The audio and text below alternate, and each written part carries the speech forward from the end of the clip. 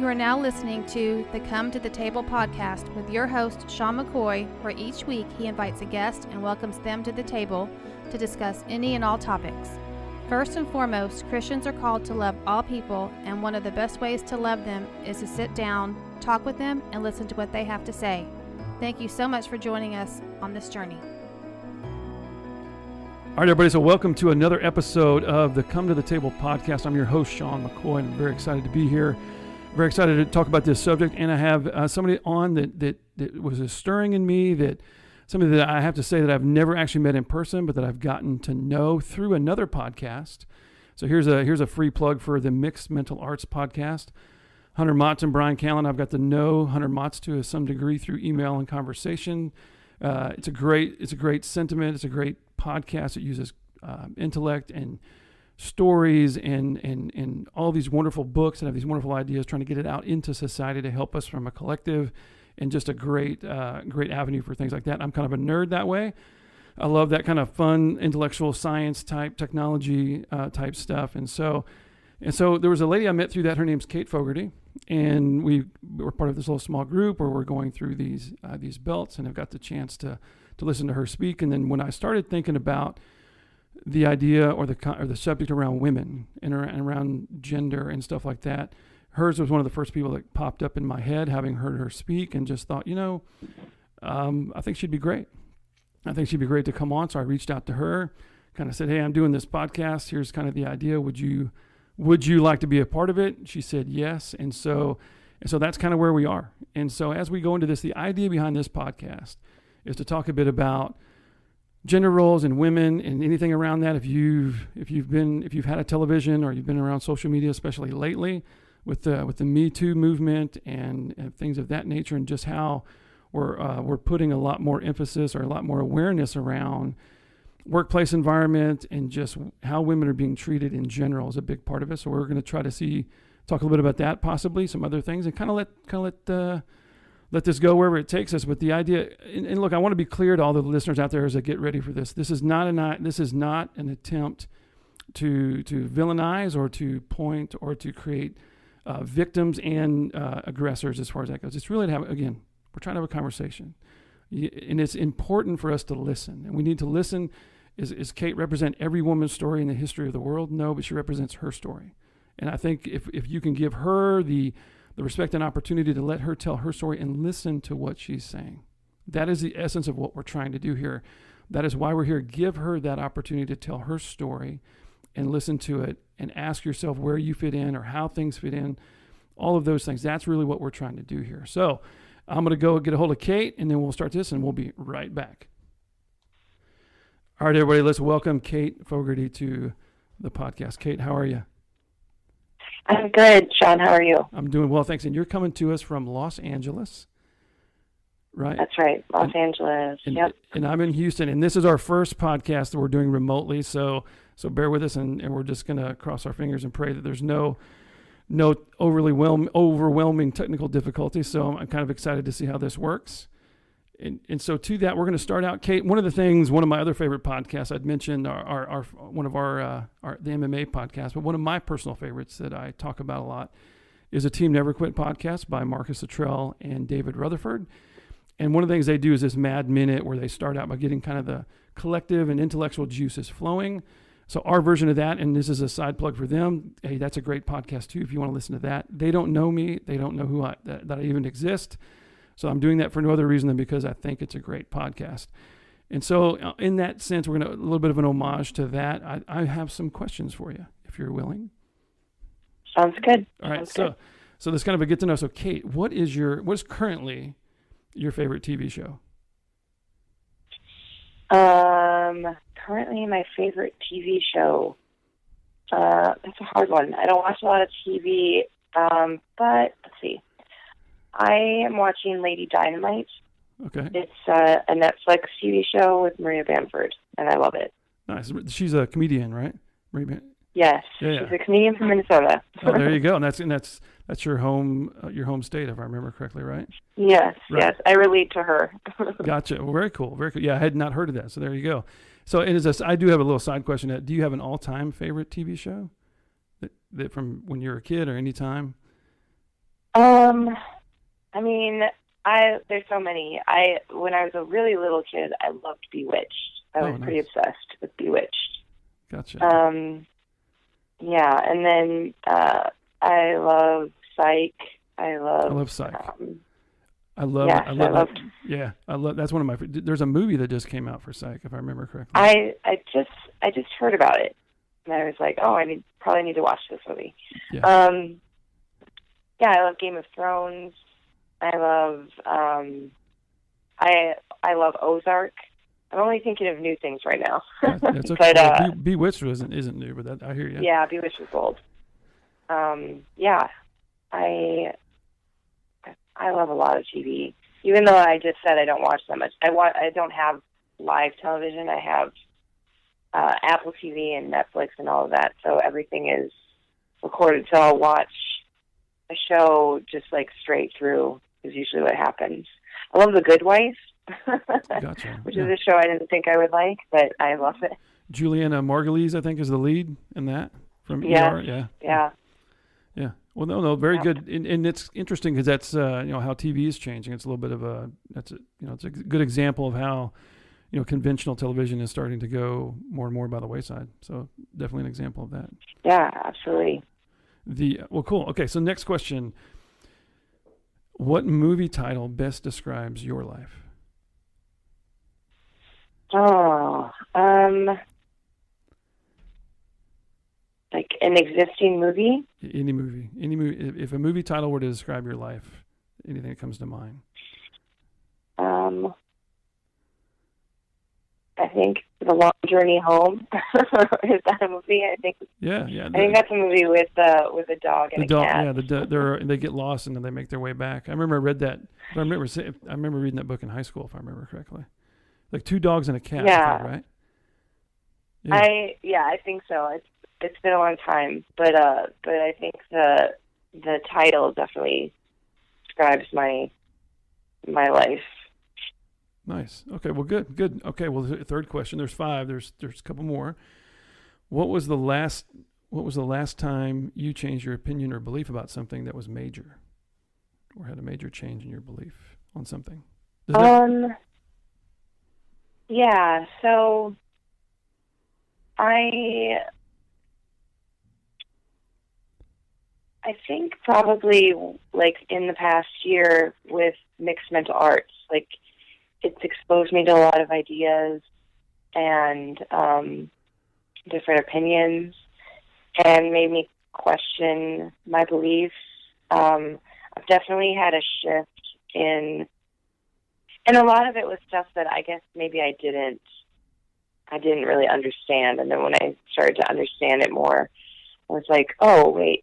So I've definitely had a shift in ideas like cultural appropriation,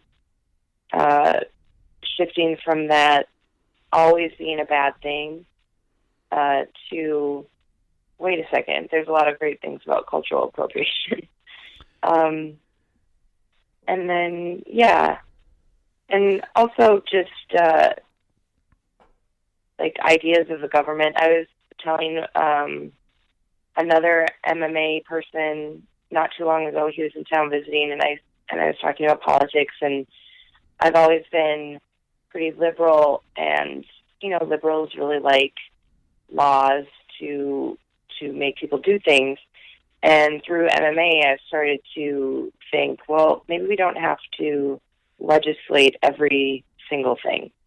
That's starting to shift in me, where I'm like, I can see that there will be easier, better, cheaper ways to do something without just necessarily creating a law and then having people vote on it. Well, I loved your answers. I think it's very, very profound, and I think it's, just reinforces why I wanted to ask you to come on here. So just as an aside, because these kind of things, I always think about this in the back of my head. So I know what cultural appropriation is. For our listeners who may not know, who are sitting there going, well, I don't know. Let me see if I can Google it real quick. Can you give kind of a 101 real quick, if we can, on that, what that means in an example maybe? Yeah, I think generally, like the basic idea is that cultural appropriation is when one culture takes another, or one group takes another group's something that they do or they're known for. So, not too long ago, I don't know the whole story around it, but there were some white people, I think, in Seattle that had a burrito making business, and a group of other people got upset because they felt like they were taking burritos, which are supposed to be, I guess, a Mexican cultural aspect, and doing it themselves. Gotcha. The problem with that is that when you start to look into what a burrito is, the burrito itself is a mix of different things. You know, one of my favorite things about cultural appropriation is that I just recently learned, I didn't know this, that tomatoes are a New World vegetable crop. Yeah. So Italy, which we all know for Italian food with tomato sauce and things like that, they didn't have tomatoes until, you know, what was it? I'm not so great at math. Is it 600 years ago? Right. Yeah. A little less than 600 years ago, when somewhere in the 1500s. Columbian Exchange. Yes, when the Columbian Exchange happened. So, if we're all going to stop culturally appropriating, we're going to have to get rid of a lot of stuff. And I could not imagine my Italian food without tomatoes. I mean, that would just And what's interesting? Absolutely. So to that. So what you're telling me is Julius Caesar did not sit there and say, you know, Vin Vidi Vici, and then later, you know, take down some lasagna or some spaghetti and meatballs, is what you're saying, right? No, I don't think so. Gotcha. So what a beautiful entry into all this, and it kind of gives everybody a little bit of an idea of who you are, Cate, and where you are. So the next couple of questions are two of the standards that we use in the podcast for 4 and 5, and the fourth one is, how would you describe your faith and spirituality, if at all, just in terms of you personally? Yeah. So I was raised Lutheran, and I guess, okay, so I would say I am a spiritual person. I tend to be a little bit more agnostic. I think my experience growing up with church, I never felt a strong connection to the community of my church or organized religion, but I like, if someone asked me, I would say I believe in God. Gotcha. But I don't know exactly what that means. Our friend Hunter Motz, who you mentioned earlier from Mixed Mental Arts, he talks about how I think he's an apatheist or something. It's kind of like an apathetic atheist. Gotcha. I am more of an agnostic Christian, I guess. Gotcha. Okay, and I got to stop saying the word gotcha. I'm thinking about Hunter and the ticks and all the stuff as you're speaking, so making me think about that. But okay, great. And then the next question is a little bit, you kind of said it a little bit, but I'm curious as how what is your opinion, or how do you see Christians and then Christianity as a religion? So there's so many different kinds of Christians in my mind. Like I said, I grew up Lutheran. My best friend grew up Catholic. I have some good friends that are or were Southern Baptist, and I think I personally have respect for religion and people that are religious, because it's a really tough world, and I like whatever you can do to make it easier. I'm 100% for that. You know, my parents are religious, and my dad has done a lot of volunteering work with his church. My dad, who is an engineer, a little bit more introverted, like socially awkward, all the stereotypes that go with engineers. Sure. And being in his church community, he's had the opportunity to have a men's group talk more openly about his feelings. Like, I've really seen that shift. So, like, I have a lot of good feelings towards Christianity, towards religion. I'm also very keenly aware of, some of the less beneficial aspects. I have a good friend who's Southern Baptist, who is a lesbian, and she is in love. She lives with her girlfriend, and they've lived together 2 or 3 years now. And even though she feels like she has a close relationship with her parents, she hasn't been able to tell them. And I think that's really sad. And it's because she knows that they don't accept homosexuality, and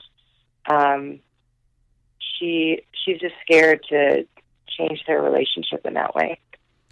Yeah. So so it's a mixed bag. Gotcha.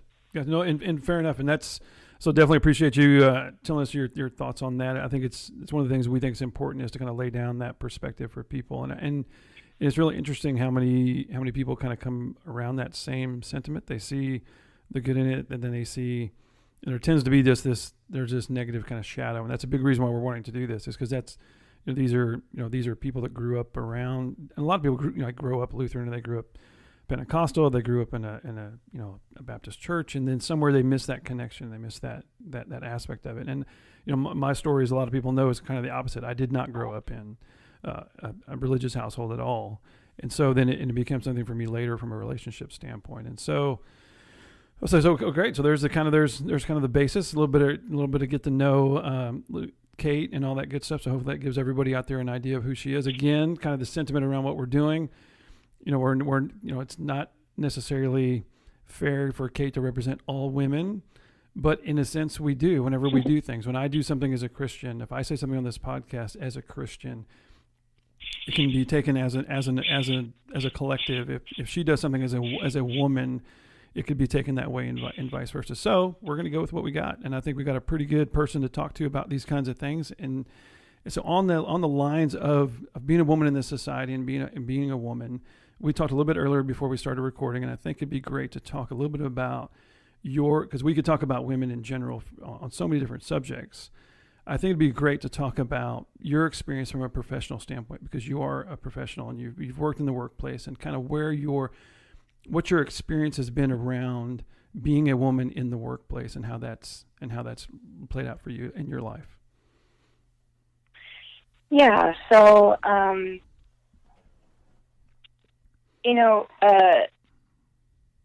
I'll just jump into it. I'm just trying to think of how to frame it, because I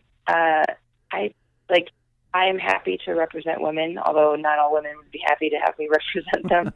But when I'm thinking of this specific topic, I have friends that work in more male-dominated areas and have way more frustrating or disturbing stories than I do. But I think part of the Me Too hashtag movement is that it's so prevalent, and a lot of men maybe just weren't aware of that. And so I think that's one of the benefits of the Me Too thing. And so my Me Too stories,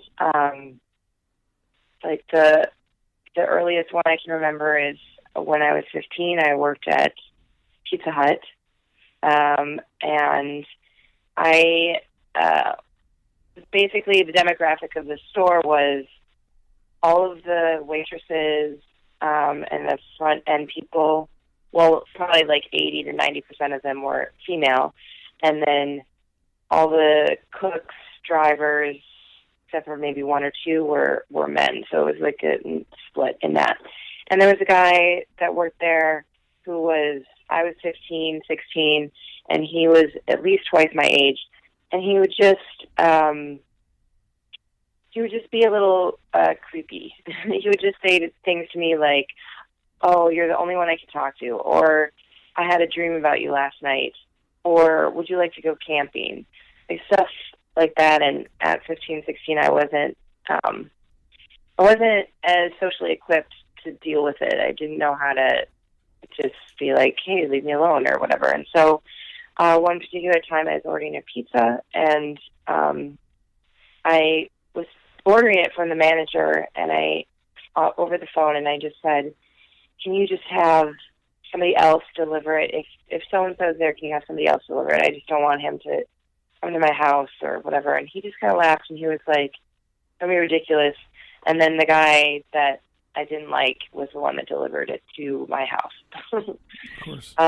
So that feeling of not being taken seriously was part of that. And then just from a context standpoint, and Hunter will be proud of this. Did that make you feel like more vulnerable? Did you have actual fear from that? Were you really worried after that, more so than you were before? I mean, did it cause a discomfort? Did you end up leaving the job or anything like that, or did it go anywhere? It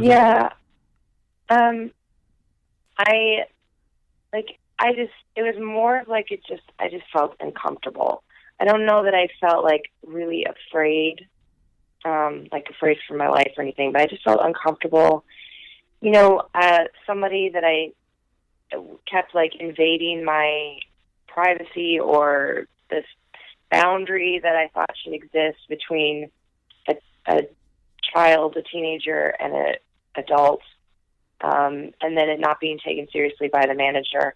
I think what happened, I mean, this is very old now, so this is a long time ago, but I vaguely remember telling my dad and him being disturbed about it, and then deciding that I didn't really like this job. I didn't really like the people that I worked with, and so I left and I went to a different job and worked at a video store. Well, that's a great segue, because my next question was going to be something along the lines of if your mother or father what they had taught you, or what they had even, and if those stories were different as far as perspectives. You know, did your dad tell you to be tough and not take that kind of stuff, or did he try to be overly protective or protective in some sense, or did your mother tell you, hey, this is what to expect from the real world, so to speak, or anything along those lines? Yeah. So I don't remember my mom ever talking to her about this particular instance. My mom and I didn't have a great relationship when I was 15, and so she wouldn't really be the one that I would probably turn to. My dad was more just not super protective necessarily, or you should be tough, but just if there's a problem, you do what you can to change it. So if someone is bothering you, you get away from that person, or very just black and white. If you don't like what you're doing, then why are you doing it? Do something else. So that was kind of the message I got from my dad, and Pizza Hut was my first job, and so I think realizing that, I could have other jobs. I don't have to stay at this one that I don't like so much. I don't remember the specifics of leaving it and all of that, but I do have a vague memory of talking to my dad and him just being kind of puzzled why, if you don't like it, if this person is being weird, then just leave. Understood. So with that, would you say, looking back at it now, and as far as your perspective on it today, would you say that there was a responsibility by anyone, and I'm not trying to cast blame, just trying to look at the perspective of, should it have been something that your mother had told you about or prepared you about? Should a mother be in that role? Should a father be in that role? Both of them? Anything along those lines? I mean, I'm not a parent, so I'm always parenting is hard, and I know I'm telling you what to do, but from my perspective, the more parents can help their children figure out the world, the better. My best friend is an amazing mom, and I feel like that's what she tries to do. Not give kids answers, but give them the tools to figure this stuff out. And so, it would have been nice. It would have been nice to get a little bit more guidance, especially as a kid, I think, your brains are only so developed. Your understanding of the world is so developed. It's great when you can have a person that you trust who's older and more experienced say things like, this isn't right, or you're feeling uncomfortable, like, let's change that situation. My parents would never be the type of people that would say, oh, we should sue Pizza Hut or what, like they would never be like that. Right. And I wouldn't want them to be. But I think a little more guidance from my parents would have been great. I feel like my dad, is the best advice that he could give as someone not maybe fully understanding what it's like to be a woman in a situation like that. Like he would in his own life, he would just get away from that person. So, yeah. No, and parents do and I'm a parent, and it doesn't mean you have any real insight as what the right answer is any more than somebody else, other than you've probably tried it and figured it out or failed miserably. And that's why I was asking, because just from a context standpoint, as people listen, what should you be doing? And because the answer, or part of the answer that we're trying to find for some of this, is what do we do around these situations? How do we minimize or reduce or eliminate totally, these situations like this around uncomfortableness, and not that that's. And I know this is where people get, oh, everything's offensive, and oh, she can't, he says this, she's just got to be upset, but it is an issue, and even though you left that particular situation, I'm sure that wasn't the last time that you dealt with something like that, right? So the need to be equipped doesn't change because you move jobs, and so you said that was the first one. Outside of that, is there anything that stands out? Yeah. So skip ahead many years later. I worked for an airline. So I worked at an airport, and it's funny whenever I say I worked at an airline, people always ask me if I was a flight attendant. I was not. That was my first image. Yeah, I'd lie to you if I didn't tell you. Oh, hat, go down the aisle. Yeah, no, and like and I don't say that to make fun of people or whatever. Like people have. I think when people think of airlines, they think pilot, flight attendant. I'm clearly not a pilot because that would probably still be my job. Flight attendant is sometimes a temporary job, sometimes a career. So, and it's more female dominated. But I actually worked on the ramp. So I worked on the ground, loading luggage, pushing back planes, de-icing planes. Super physical job, and I loved it because it was different than anything I'd ever done before. I worked with it was mostly guys, but we had, I don't know what the percentage was, but we did have women. Minnesota's pretty in mixed martial arts terminology, it's more of a dignity culture, and so there aren't as strict gender roles as there might be in other places like the South that has more honor culture, things like that. I mean, this is a very big generalization, but so we did have plenty of women. It wasn't like only men, but it was still mostly men. And it was a fun physical job. I mean, most days when it was raining and you had to go outside and it was cold and work, that wasn't as fun. But yeah, so it was a weird mix of people because we had people like me that were in school, so younger people that were in school, doing this as just a fun, flexible part-time job where we were getting an education. We had people that already had other jobs, were older but had other jobs, but this is kind of like an extra job, a side job. And then we had like blue-collar guys that had always, had worked for airlines, different airlines, things like that. And so it was an interesting dynamic between all these people. And one of the things I was telling you, this might be a little shocking or whatever, but we had break rooms. We had TVs in those break rooms, and a bunch of guys together. Sometimes the talk would get a little rough, and sometimes it would get pretty inappropriate.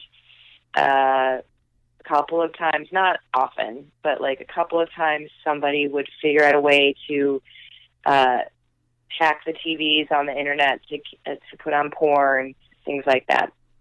And that environment, as strange as it sounds, I never felt uncomfortable or afraid, because we were all equals. And I would tell somebody to turn it off, or another guy would tell somebody to turn it off, or, it was part of the culture to just say, hey, shut up, or hey, knock it off, or whatever you're doing. Like, and they would, for the most part. And so that didn't bother me. But when I would go out and push back planes, that means that I'm on a little cart in front of the plane. I have a headset, I'm talking to the pilot, and we're pushing the plane out of its parking spot so that then they can taxi down the runway and take off. And so during that pushback of when I'm talking to the pilot, although they would never use bad language towards me, sometimes they use bad language, but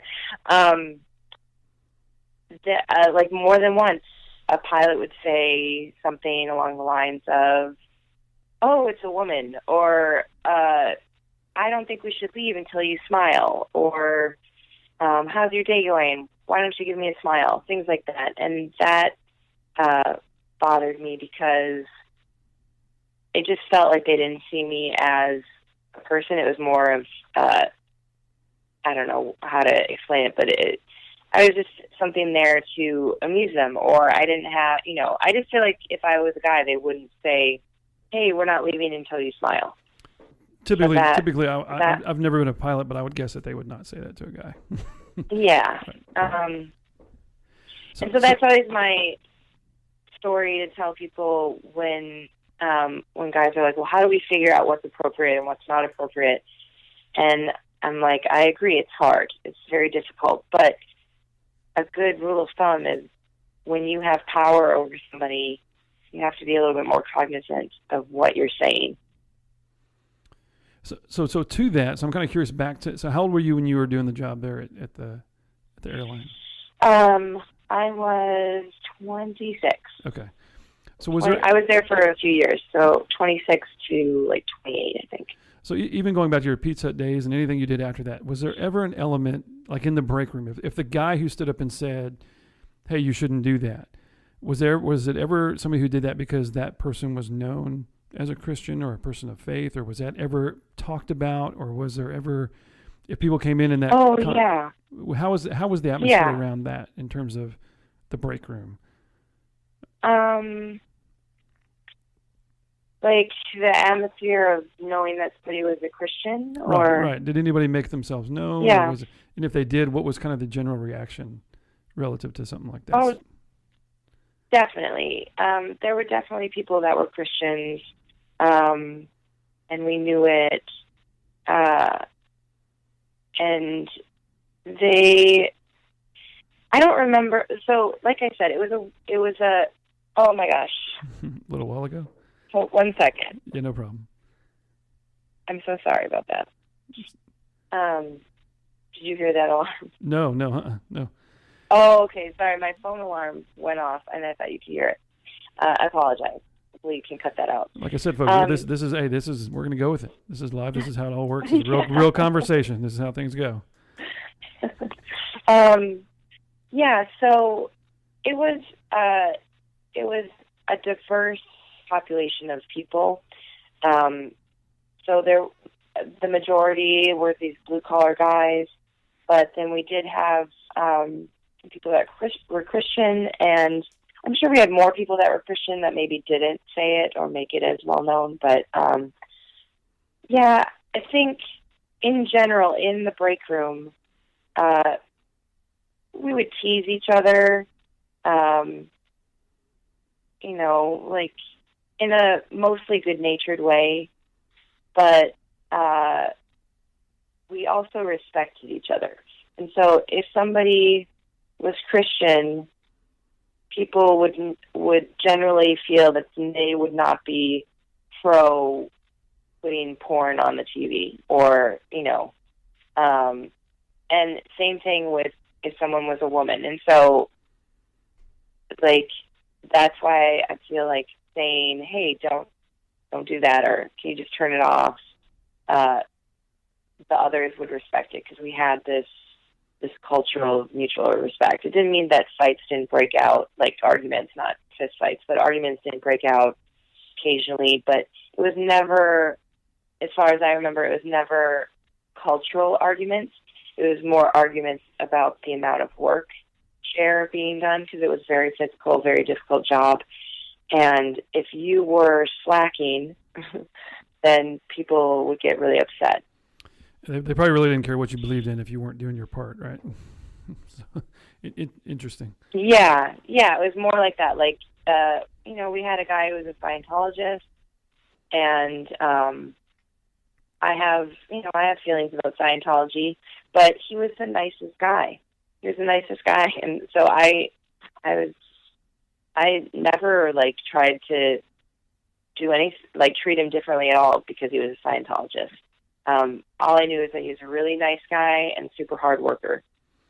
And so I think the role of Christianity in the break room, people were just more aware of oh, they're Christian, they're probably not going to like it if I start doing something super outrageous. And so being a little bit more mindful of the dynamics that way. So did you ever have anybody try to protect you, or from a guy standpoint, come in and try to, on your behalf, because you were a woman, try to intercede on your behalf in that sense? Not at that job. Not me personally at that job. Women did get a little bit more leeway for lifting heavy things there, but there were plenty of women, myself included, that we didn't care about that. If it's heavy and we need to lift it, we'll lift it.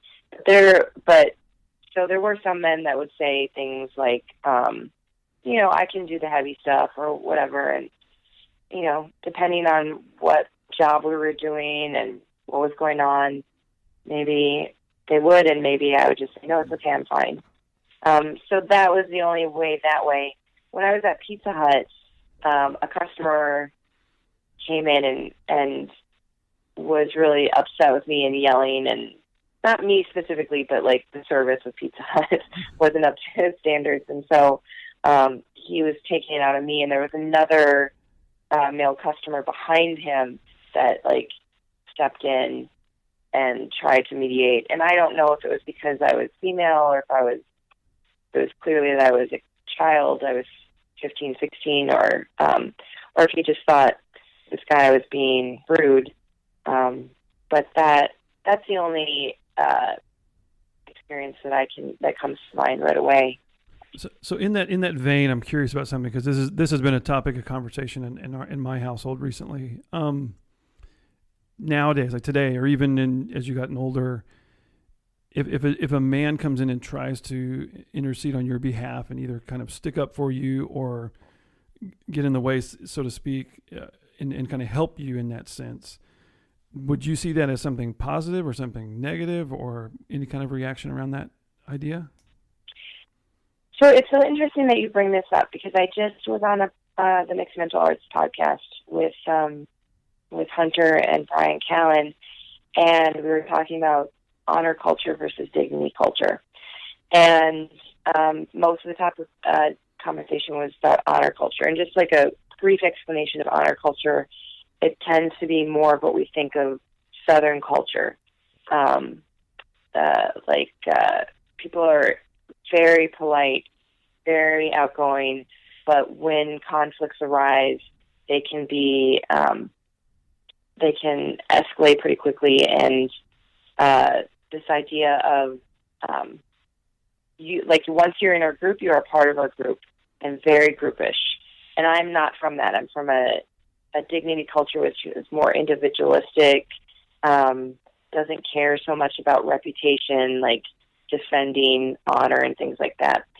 And one of the women on the podcast, well, the other woman on the podcast, she is from an honor culture, and she was talking about how she really, like, moving to California for her was different because guys don't pick up your luggage or don't pull out your chair or don't open the door for you as much, don't maybe step in and try to defend you as much.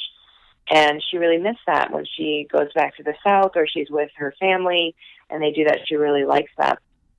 And I said, you know, at one point in my life, that would have made me uncomfortable, because not necessarily because I thought someone was, didn't think I was capable or whatever, like, not necessarily that, more just because it's not what I was used to culturally.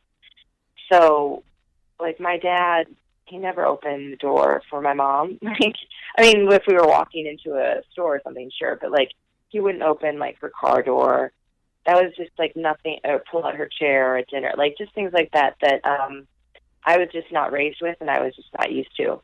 And so I think that a lot of feminists, not all, but a lot of them come more from that dignity culture. And so because we're humans and we're really good at seeing patterns and things, but really terrible at understanding the reason behind those patterns, we start to make up stories. And so women have maybe started thinking like, well, why would you need to stand up for me? Why would you need to carry something for me or pull out my chair for me? Do you think I'm not capable? And having this discussion recently with these people from honor culture, I got a different perspective to see that, like, they just feel it's polite. That's just the way that they were raised, and they just, you know, it's like everything in our cultures, we don't necessarily know why we do something. We just do it. And so to get back to your question, in the past, I might have seen that as invasive of my privacy if somebody was trying to stand up for me, or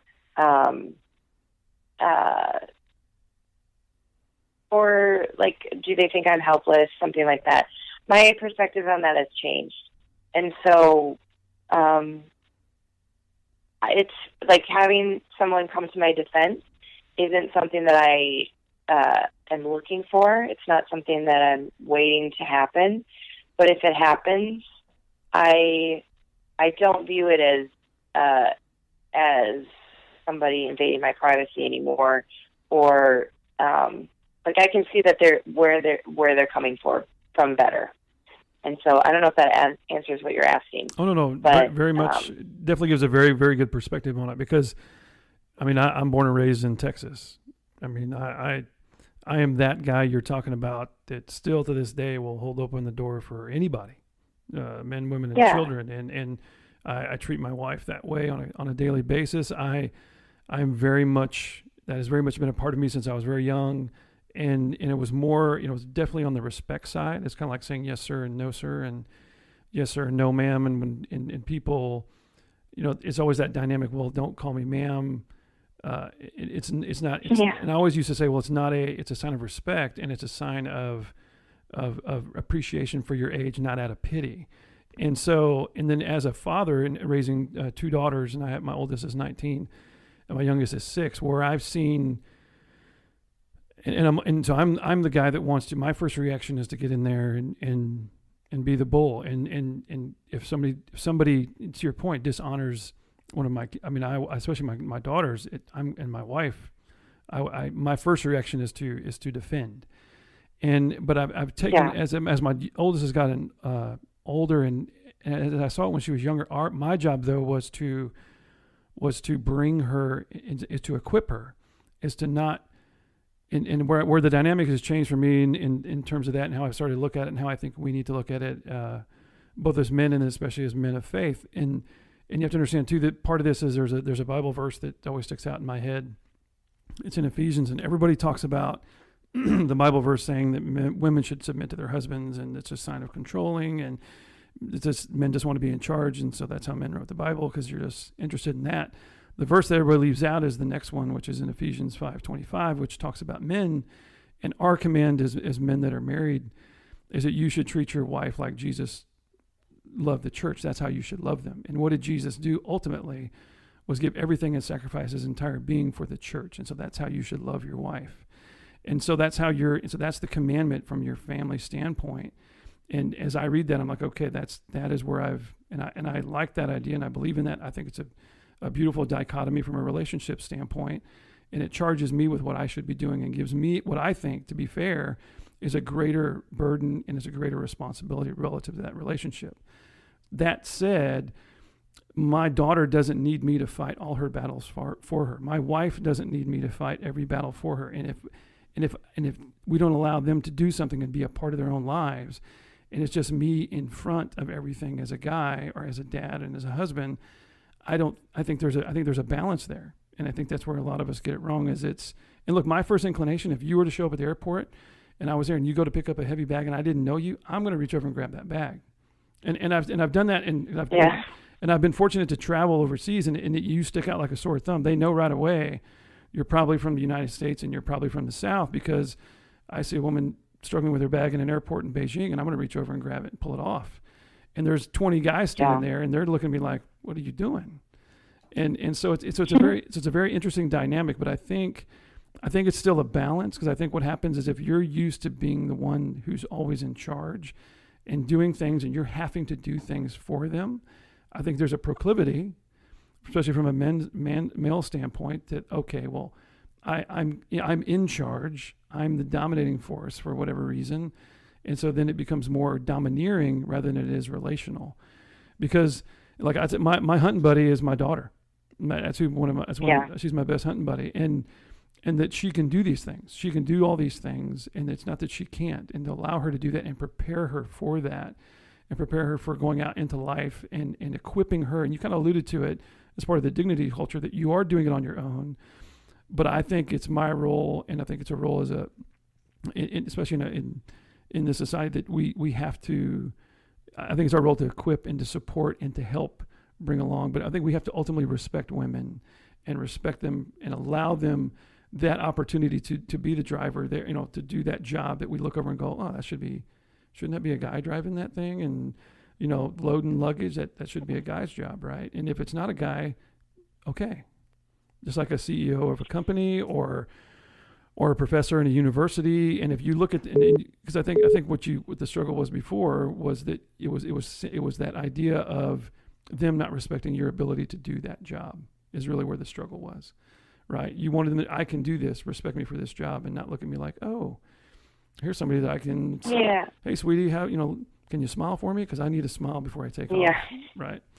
So very interesting. Yeah, absolutely. And then I think about, one of my favorite movies. I don't know, have you seen Frozen? Have you seen that? Yes. Mm-hmm. So what I thought was such a great aspect of that movie, and look, everybody can sing the song. We can sit there and sing "Let It Go," and we all know about Anna and Elsa. But I think the part for me that I cheered on a personal level, and I was happy to see for my daughters and for my wife, was that act of true love that freed her, that freed the curse, or whatever you want to call it. Wasn't some random dude, riding by in a horse in a forest who'd never met this sleeping beauty and gives her a kiss as if that's all it takes. But this was a sister whose last act was to defend her sister. That is an act of love from a sister to sister standpoint. And I thought it was very, very prophetic. And I thought that is what we should be teaching. That is what we should show.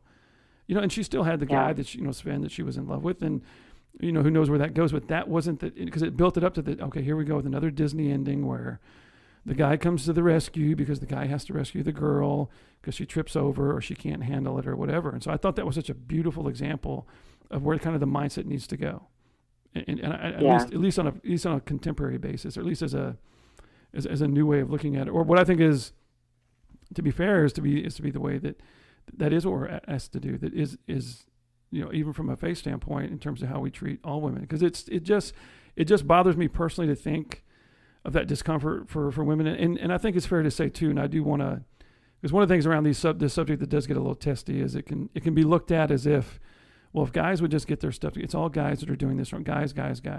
To be fair, and I haven't asked you this question, but I'll go ahead and ask it. Would you say though that the majority of your interaction with men has not been that uncomfortableness, that you've had a lot of men that respected you? And yeah. Right. It's not every guy. 100%. Not every 100%. guy. 100%. Right. Yeah, and I think so there's a few things I want, but I'll start with this one. So yes, absolutely. I different points in my life, I've worked with more men than women, and vice versa. I have a lot of close friends that are guys. I keep talking about Hunter Motts. He's being plugged all the way through this. They're going to be like, is this the Hunter Motts show, or is this the Table podcast? We both love Hunter. It's all good. It's all good. Yeah, I love working with him. I'm lucky enough to live in the same city as him, so I get to hang out with him and call him, and we have a really great working relationship and friendship. As a quick aside, though, for all the listeners, depending on when everything gets released, he has agreed to come on and be a part of this podcast and talk about his favorite thing, culture, and then science. Yeah, so I mean, he's somebody that I respect in all kinds of ways. So you'll get a chance to hear. You may have already heard by the time you hear this one. You will get a chance to hear what all the fuss is about and get to meet the almighty Hunter Motts. Yes, there's a lot of fuss, and it's all deserving. But yeah, so definitely not all men. I mean, I have a boyfriend. You don't hate men. Funny, I don't hate men, and yeah, I think one of the things that you're trying to do with having real conversations is so important, because when we start just seeing comments on the internet, it's hard to remember that there's real people behind those. It's hard to really understand all the nuances. And so one of the things that I think is important is that when people are saying Me Too, they're not saying that all men are evil. And I know that it's hard as a man to not feel guilty or defensive or want to say, I don't do those things. I feel that when people say, I used to live abroad, and when people say things about Americans, my first feeling was to say, well, I'm not like that. Right. Right. I had a friend who was Japanese and who was telling me about some story of some horrible things that Americans did in her country. And looking back on it, I was so defensive. I just was like, well, I'm not like that. Not all Americans are like that.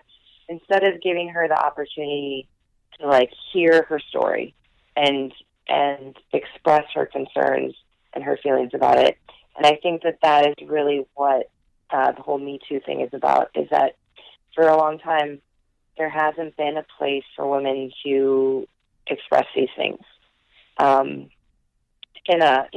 In the same way with my Pizza Hut story, it wasn't the biggest deal in the whole world, but when I told somebody who had power to make a difference, they just brushed it off. And, you get millions and millions of women that have varying degrees of that experience. And now we have the internet, which gives us a lot of power to communicate and share stories. It's just inevitable that it's going to explode the way that it did. So 100%, not all men. At the same time, I do understand where people that are a little bit more reactionary, when men say to them, not all men, that escalates the situation. Going back to my Japanese friend, she was wiser than me and we didn't get into a shouting match about Americans, even though I was being really dismissive in her story.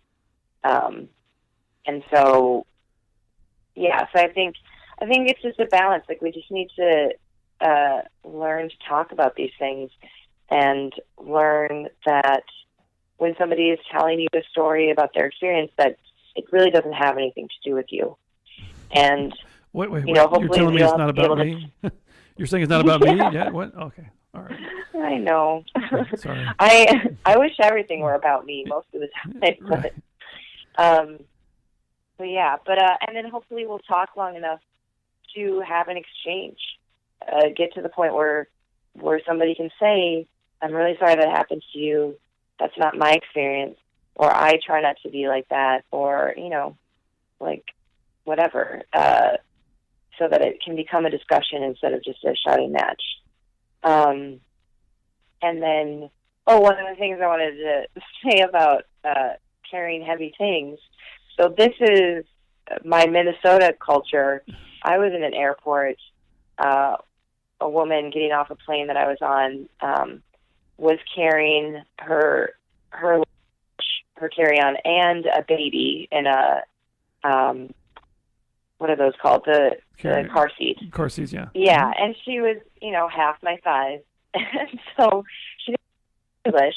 But I just said, "Hey, can I help you?" And I grabbed the baby in the car seat thing and carried it for her, and she was super grateful. And so, like, I think it's that's my Minnesota culture, where it's like, if you see somebody in need, you help them, regardless of if they're a man or a woman, or you're a man or a woman.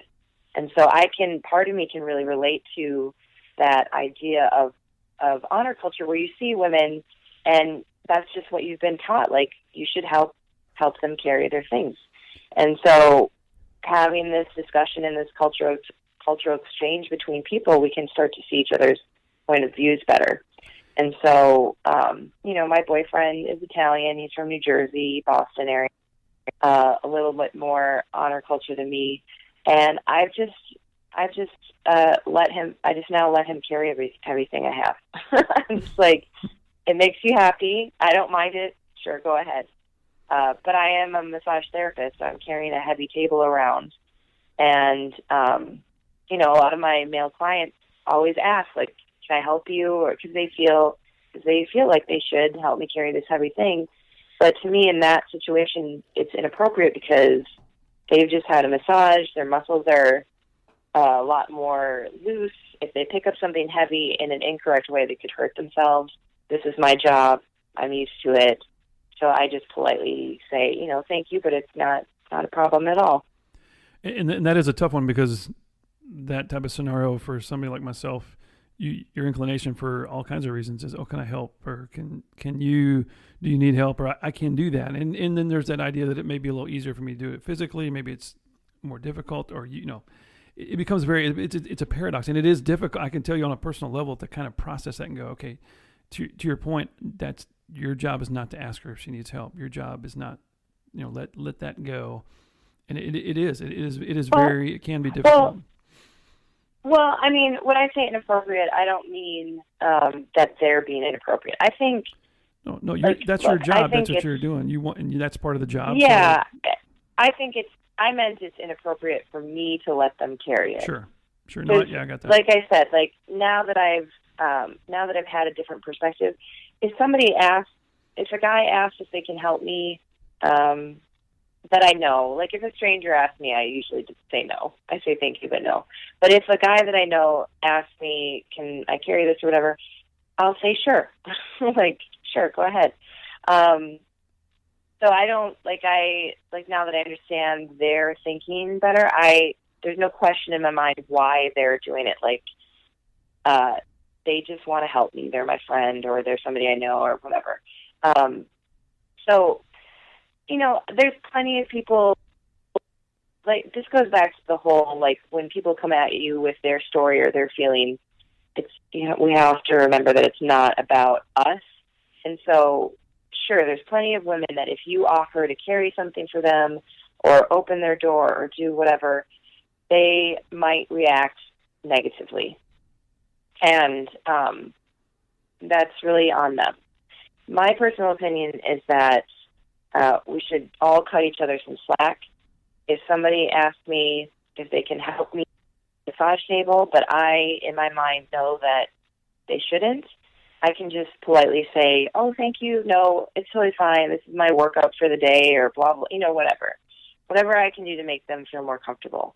So I would say don't get too stressed about asking people if they want help or if they need help. That's, fair enough. The better we can communicate, the better. The more we communicate, the better. That's my feeling. So around. I just feel like. Go ahead. Oh, sorry. No, go ahead. Go ahead. No, go ahead.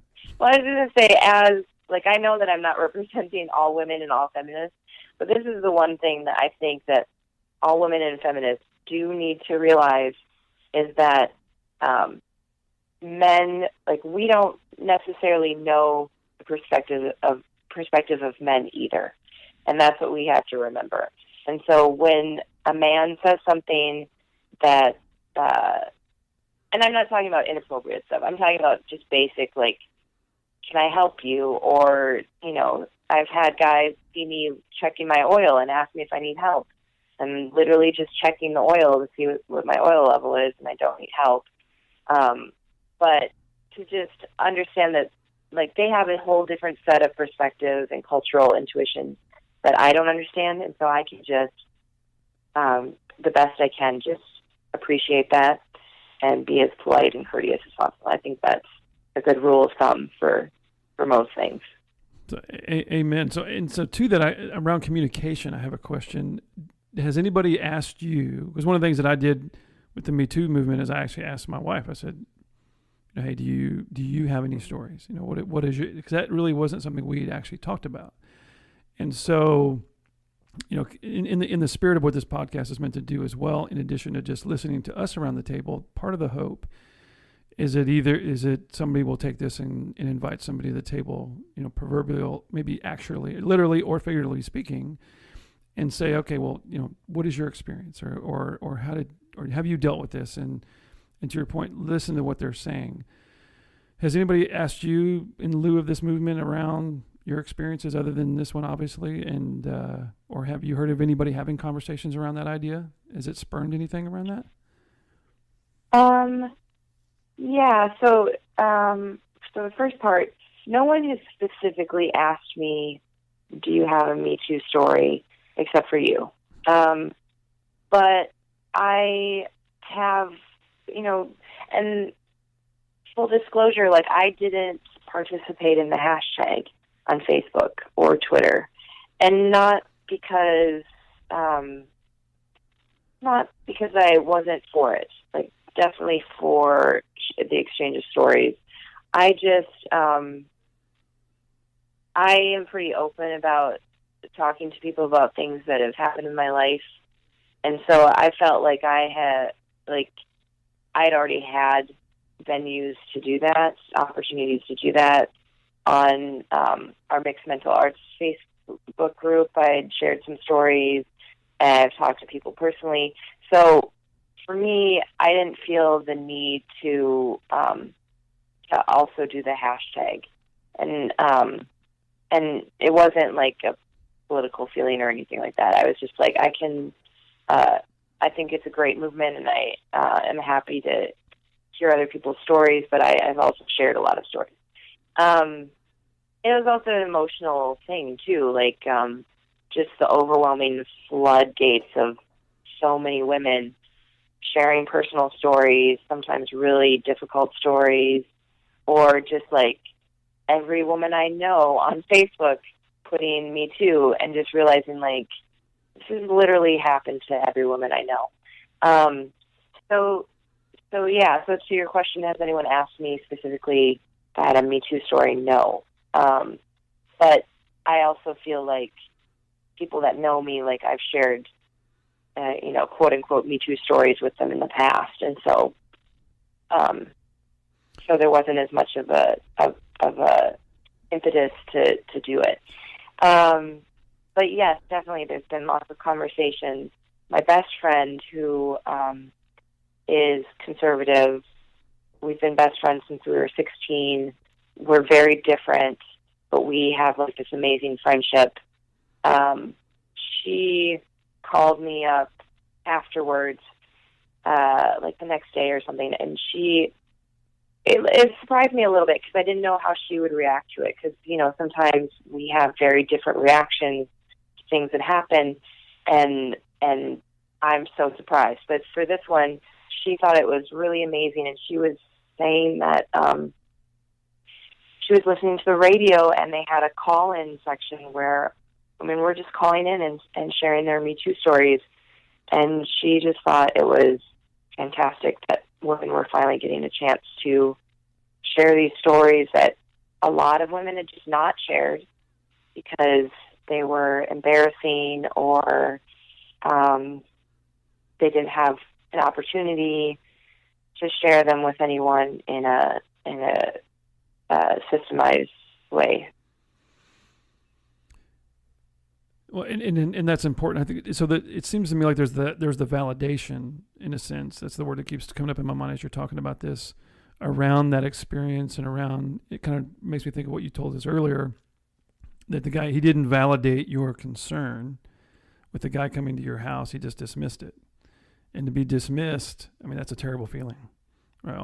From a core standpoint, and to not have your either your experience or your feelings around a subject validated, and so.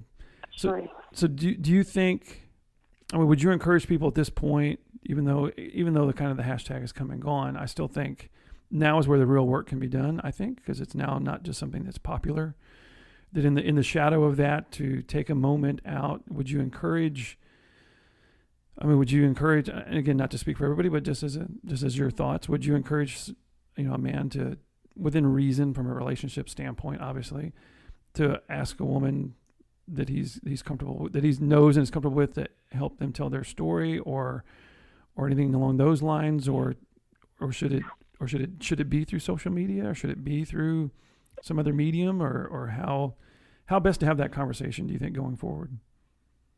Yeah, I think, so this is my personal opinion, I think social media can be a great starting point. As we saw with the Me Too hashtag, because it's just, the nature of it. It's a little bit more anonymous. It's a little bit easier to say hard things, type them on a computer or a phone, and not speak them to another person.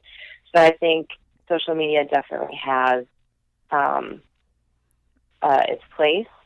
It can also turn into like a feeding frenzy, or I don't know what the right term is, but a shouting match, a screaming match.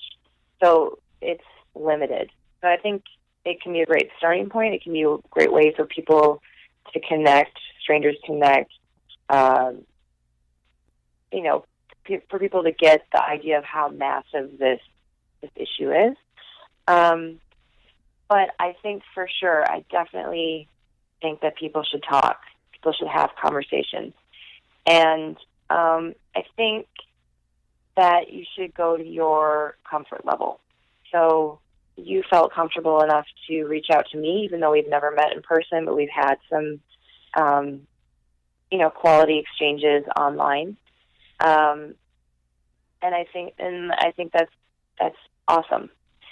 If somebody else doesn't necessarily feel that comfortable, I'm thinking of my boyfriend. I'm not sure that my boyfriend would feel comfortable enough to ask,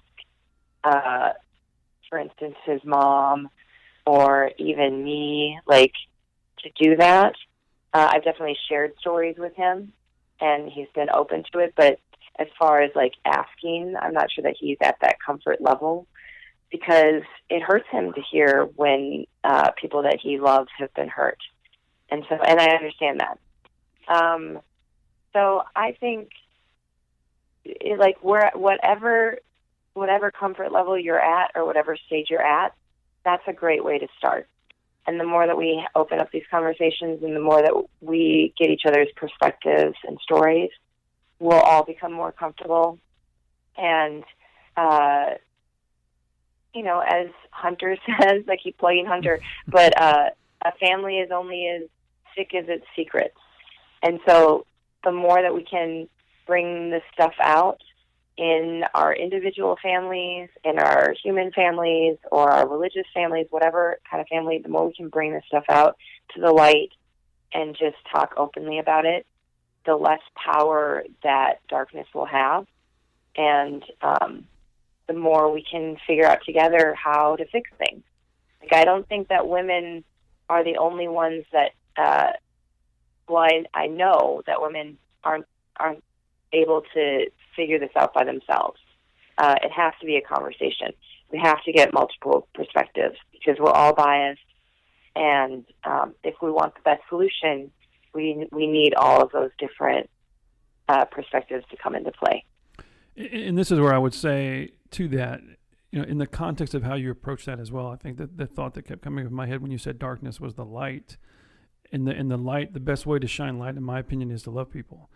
And you said something about your boyfriend. It really triggered in me something. And as I didn't think about it in a sense of his pain per se to hear that, it was more of a kind of I wanted to know because I felt, that I wanted to validate that way. But on the other side of it, feeling that helplessness in that sense. And so I think whenever, both from a men and from a women's standpoint, and you kind of alluded to that as well, don't assume that the guy's on the negative side and vice versa. And don't assume that the woman is out to get men or to villainize men and all that good stuff. And the best way I know to do that is to approach it from an intimate standpoint and love that other person where they're at.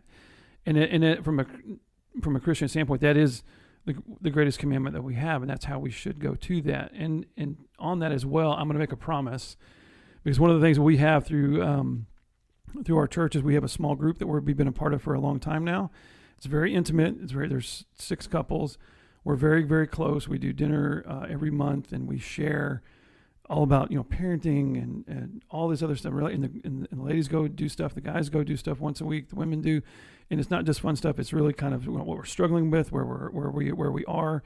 And I will say that we have not brought this subject up once. And so I'm making a personal commitment to do that the next time we get together is to lay that out on the table and see if we can have a conversation and where it goes and because I don't know, there's other women there who I respect and love, and I don't know what they've been through or where they are with all this, and I don't know, to be fair, if they've even had those conversations in the context of their own relationships. Because when this thing kind of came and gone in that world, we didn't really talk about it a lot. Not that it wasn't applicable, but like I said, I asked my wife, and I had never asked her before, and I had no real idea, and so I think again, this is I shouldn't say nice, but this is hopefully a good way to provide that opportunity, encourage those that are listening and that are out there, that this isn't just about Cate and I having a conversation. And if something you've heard really resonates with you, take a little bit of a leap of faith and try to have a conversation, especially if in your heart your intentions are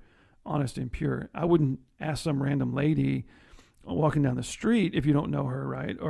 But if it's somebody that you have a relationship with, which I think is extremely important because it's an intimate thing. And to be fair, like we talked before this, I was wanting to make sure, is this okay? Because you definitely don't want to, even for people that you know and love really, really well, you don't want to create any kind of discomfort. But it just seems, in lieu of all that was talked about, that just listening to what they have to say, validating their story, and giving them an opportunity to say this is what they experience and not just dismiss it.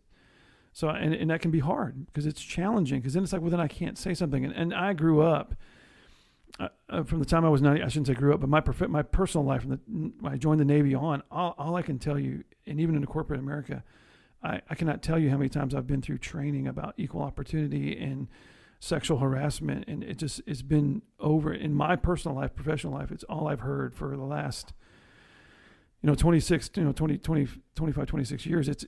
And I keep thinking you'd have to be living under a rock not to have been around, at least exposed to it on some capacity, and that, hey, there's some things you can and cannot do, and what you should and should not do. But there's also the other part of it that, we're social creatures and we interact, and there's all kinds of dynamics that go there. And you can have a handbook for your company, or as I told a captain in the Navy once, I was like, the Uniform Code of Military Justice can tell you, you can do whatever you want. You can make whatever laws you want, but people are going to be people at the end of the day. And so I think it's up to us to kind of manage that process for us. And you alluded to it earlier as well about power. Who's in the position of influence and who's in the position to make somebody feel uncomfortable? And predominantly, for many, many years, it has been a male, to be fair, and I don't, this is sexist, I apologize, but it has been predominantly male dominated, and all that goes with that, and that even the roles in terms of society and how men, are the ones in charge, and we're the breadwinners, and it's like Mad Men all over again. And that kind of environment can lend yourself to where, I not only can I say anything that I want, but I should. And hey, you are looking good today, so I should say that. And I always kind of think about Barry Sanders. This may be a weird segue into Barry Sanders, but when Barry Sanders would score a touchdown, he'd flip the ball to the ref because he acted like he'd been there. And my thought is always, if you see a woman who's attractive, even extremely attractive, act like you've seen one before, and don't make it into a bigger deal than it is, and especially in a professional sense. And I've been in environments where people haven't reacted properly, and it just kind of takes away, and it does make people uncomfortable. I've had conversations and had to apologize for people in certain behaviors, and pull guys aside like, hey man, this isn't the time for that. And not that I've always done everything right as well, because this is kind of the last note on this. I think is important to talk about. One of the things that my wife and I did, and then I recognized as well, and I want to challenge, especially the guys out there, and even women, that allude. I think. And this may start a whole other conversation, but alluding to gender in a negative way. For years, what have you heard said? Oh, don't throw like a girl, or you scream like a girl, or you're acting like anything that's negative around a woman. If you use it in that context, I would ask you to check what you're saying and how you're saying that, who you're saying that to. I would say, I remember, and it kind of hit me. I said in front of my son and in front of my youngest daughter, I was like, you're screaming like a girl, as if that was a negative, right? And it just hit me like a train. I was like, and I looked at my wife and I said, I'm not doing that anymore. I'm not going to use that. You're screaming like something. Just change the vernacular and the association of gender with weakness and a negative. And I would challenge people out there to look at it that way. Don't look at that don't look at gender, and don't look at women or any part of a woman for that matter, not to get too into that, but as a negative or something that is weak. Because I think if you do, whether or not you think about it or not, you're now associating that with negativity and with something that's either wrong or not strong, or that needs, and then that goes into the whole, well, now of course I have to help save her because you're a woman and you're weak. So why, you can't handle yourself. I have to, kind of thing. And I think it just perpetuates that fraud, to be fair. And it's not to say that women don't need, not that you can't play a role. It's just, I think it's perspective and your viewpoint on it. Yeah, I think if you, like, an easy rule of thumb, like, would you say don't throw like a black person, or don't throw like whatever, but at the same time, like, I don't think it's sexist at all to say that for a long time men have been in power. I think that's the fact. Like, that's how it is.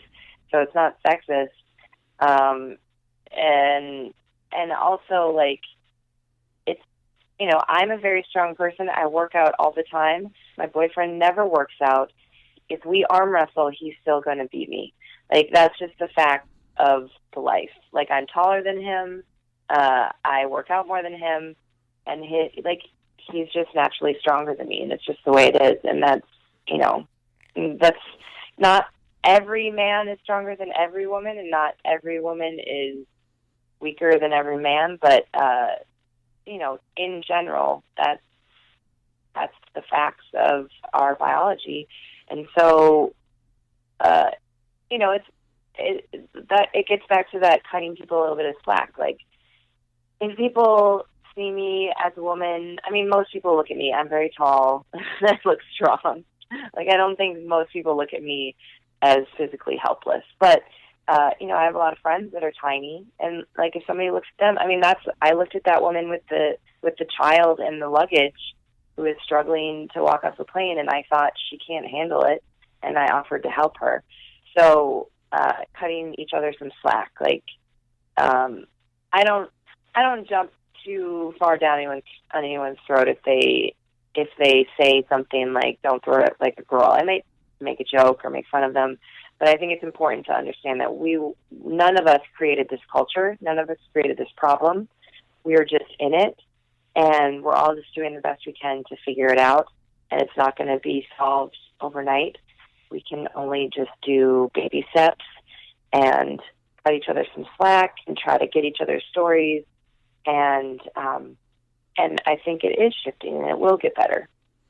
I agree. So this seems like a good place to stop, because I think we could talk. I could talk for a long time. I know we could probably be here for. I could talk to you forever. I feel like you're so great to talk to. I get that. I'm very fortunate in that regard. Everybody has their pluses and minuses, and I love to talk. My wife's always one kicking me into the table, like, we got to go. Stop talking. We go to church, and she's like, she knows she's got to head me off, because I'll. It's just, it's the good and bad of everything, right? There's good and bad to all that stuff. So yes, I think that's a good place to stop. And obviously, first and foremost, thank you so much for coming on here. One of the things I do like to do when I end it, if you don't mind, I'm gonna just end this with a prayer, and then we'll sign off. And just really, really appreciate the time, Cate. I think this was great. Exactly what I was hoping for. It was one of those kind of just, I believe it was a spirit-led kind of thing. Like, just, she'd be good, and you did not disappoint from my standpoint at all. So thank you. Well, thank you so much. Thank you for asking me. It was really my pleasure and an honor. No problem. All right. Yeah. So I'm gonna close this out real quick, and if you'd be so kind as to join me, Heavenly Father, thank you so much for this opportunity to talk to Cate, and I just ask that, and I pray that you take these seeds that were planted and bear fruit out into the world, and allow, if we can change just one life and motivate one person either way to take this story, take this opportunity to sit down and look at something differently, and take this conversation as an opportunity to talk to somebody that they know and love about this subject, and even change their perspective in a sense, and let them come to their own table and bear fruit that can take away some of these negatives. And it is heartbreaking to hear. It is, to be fair, I think, for most people to hear about those situations. But as Cate alluded to earlier, that we do have that opportunity. We have the opportunity to do something about it, that we are not, men or women, helpless. And that with a little bit of love, and a little bit of dignity, and some grace, and some humility, I think we can do some great things. And I just ask that happens. Thank you so much. Thank you for these opportunities, the resources, the country to do this in, all that good stuff. We're just so grateful, Lord. Thank you. In your Son's name we pray. Amen. All right, Cate. Amen. Amen. Well, thank you so much. And all right, guys, until the next episode, thanks, and God bless. Thank you so much for listening to the Come to the Table podcast. As always, we hope our conversations inspire you to invite someone you know and love to the table to have an open, loving, and respectful discussion, maybe even a difficult one. If that happens, we'd be honored if you would contact us about it so we could share it. Thanks again. And God bless everyone.